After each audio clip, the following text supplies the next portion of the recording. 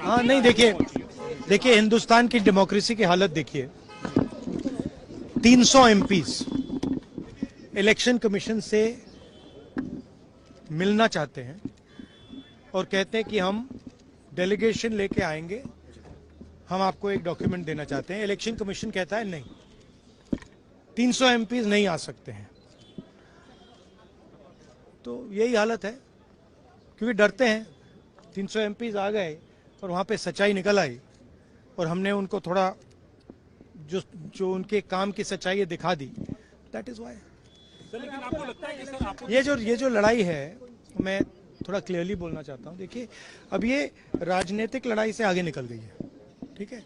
अब ये देश की जो आत्मा है, स्पिरिचुअल देश का जो आत्मा है, उसके लिए लड़ाई हो रही है। कॉन्स्टिट्यूशन की लड़ाई है।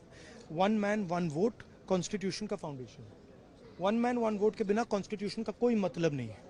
और हमने क्लियरली दिखाया है कर्नाटक में कि 1 मैन 1 वोट नहीं है। Multiple man multiple vote, 1 man multiple vote, सारा कुछ चल रहा है, ठीक है। तो ये अब लड़ाई पूरी की पूरी ऑपोजिशन लड़ रही है और हिंदुस्तान के जो युवा हैं उनको ये बात समझ आ गई है। तो अब इलेक्शन कमीशन को छुपना काफी मुश्किल हो जाएगा। वो आपको कहता है कि आप साइन नोटिस का जवाब आप दे देंगे। अरे भाई, उन्हीं का डेटा है, वो अपने वेबसाइट से वही डेटा निकाल दें। मेरा डेटा थोड़ी है कि मैं साइन करूं, उनका डेटा है।